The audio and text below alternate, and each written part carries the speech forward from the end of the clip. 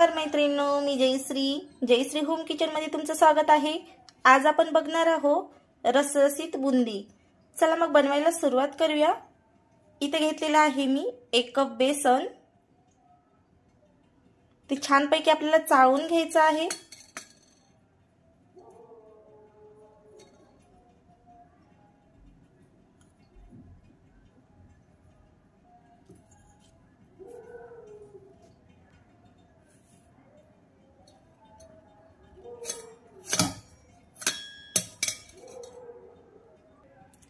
तर इथे मी घरच्या डाळीचं बेसन घेतलेलं आहे। तुम्ही तुमच्या आवडीप्रमाणे घेऊ शकता, पण बेसन एकदम बारीक असलं पाहिजे। तर अशा प्रकारे आपण सगळं बेसन चाळून घेऊया। तर यामध्ये बघू शकता असे कण निघतात, तर हे कण आपल्याला बाजूला काढायचे आहेत। तर 1 कप बेसनाला मी पाऊण कप पाणी घेतलेलं आहे आणि तर पाण्याचंच प्रमाण परफेक्ट आलं पाहिजे।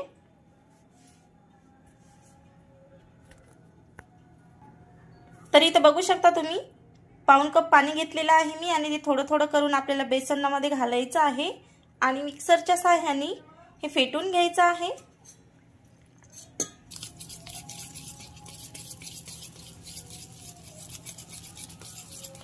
तर अशा प्रकारे आपण सगळं बेसन हाटून घेऊया। तर अशा प्रकारे आपलं बेसन असं मिक्स करून झालेलं आहे, म्हणजे त्याचा घोल बनून झालेला आहे। तर बॅटर अशा प्रकारे आहे, तुम्ही बघू शकता एकदम सैलसर आहे। तर याला आपण बाजूला ठेवूया आणि पाक बनवून घेऊया। इथे मी एक पातेलं घेतलेलं आहे आणि ज्या फुलपात्राने आपण बेसन घेतलेलं होतं त्याच फुलपात्राने आपण 1.5 कप साखर घेणार आहोत, म्हणजे 1.5 कप फुलपात्र साखर घेणार आहोत आपण।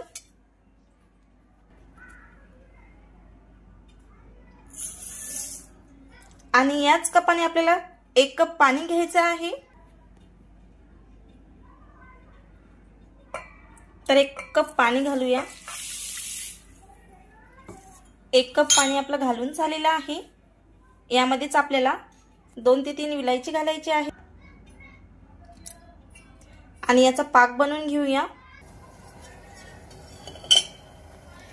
तर आपल्याला पाक एकतारी वगैरे असा काही बनवायचा नाही आहे, फक्त आपल्याला साखर विरघळून घेऊन 2 ते 3 मिनिटं याला फक्त शिजवायचं आहे।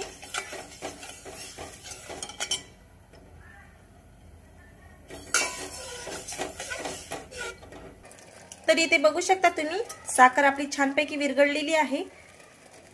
आपल्याला हे 2 ते 3 मिनिटं असंच आपल्याला शिजून घ्यायचं आहे पाक छानपैकी असा। 2 ते 3 मिनिटांनंतर आपण गॅस बंद करणार आहोत आणि ही साईडला ठेवणार आहोत।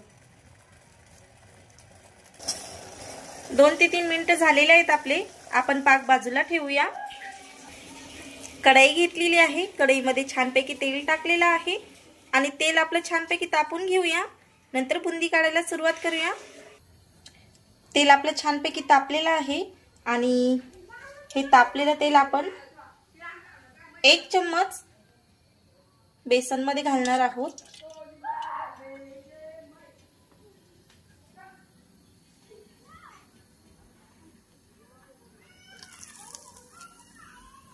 इथं बघू शकता तुम्ही मी 1 ते 1.5 चम्मच यामध्ये तापलेलं तेल घातलेलं आहे आणि असं छानपैकी याला मिक्स करायचं आहे। अगदी आयत्या वेळेला, म्हणजे जेव्हा आपण बनवायला चाललो तेव्हा याच्यामध्ये 1 चिमूटभर खायचा सोडा घालायचा आहे आणि याला छानपैकी असं फेटून घ्यायचं आहे। तर मी ते एक झारा घेतलेला आहे आणि झाऱ्यावर असं हे सैलसर पीठ टाकणार आहे। आपल्याला झारा अजिबात हलवायचा नाहीये, एकाच जागेवर ठेवायचा आहे आणि वरून असं पीठ सोडत राहायचं आहे, म्हणजे बुंदी एकसारखी पडेल।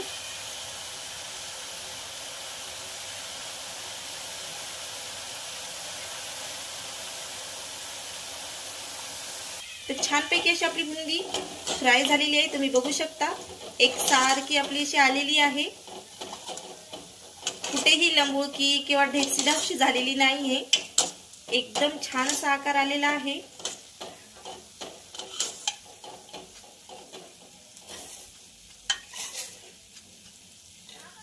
तर याला थोडं नितळून घेतल्यानंतर लगेच आपल्याला पाकामध्ये घालायची आहे।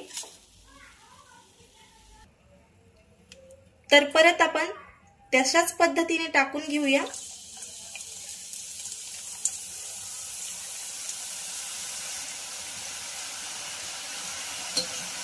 बघा अशी किती छान अशी आपली बुंदी पडत आहे आणि अशाच प्रकारे आपण सगळी बुंदी तळून घेऊया।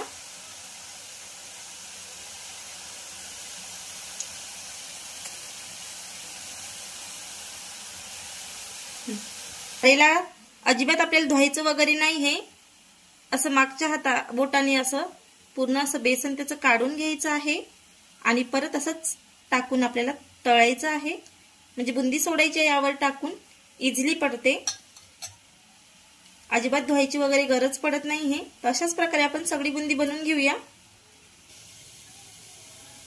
तर ही तेलात झरलेली बुंदी आपण पाकामध्ये अशीच घालूया आणि याला छानपैकी असं हलवून घ्यायचं आहे।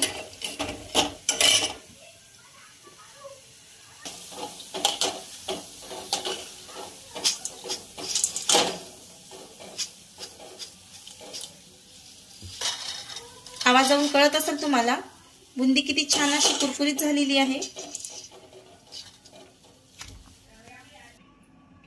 तर आता मी इथे लाल कलर घेतलेला आहे खायचा, तर हे मिक्स करणार आहे आणि छानपैकी अशी लाल कलरची बुंदी बनवून घेऊया आपण आता, म्हणजे छान पण दिसेल। तर इथे मी लाल कलरची बुंदी बनवून घेणार आहे। तर शेवटी थोडासा घोल बाकी आहे, यामध्येच मी कलर मिक्स केलेला आहे।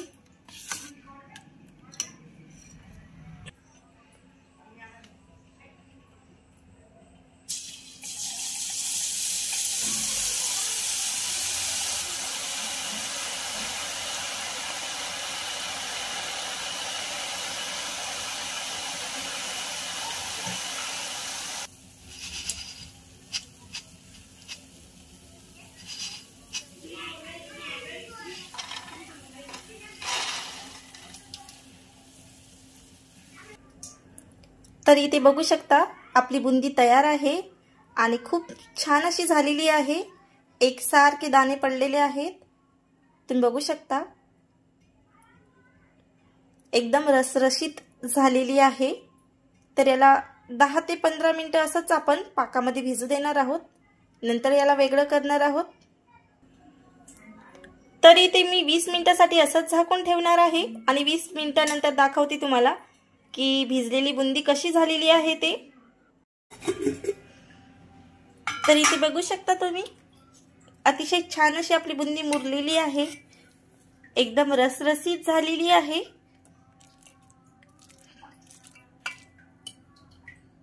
तर कशी वाटली तुम्हाला बुंदीची रेसिपी नक्की कमेंट करून सांगा। नवीन असाल तर लाईक करा, सबस्क्राइब करा आणि बेल आयकॉनला प्रेस करा।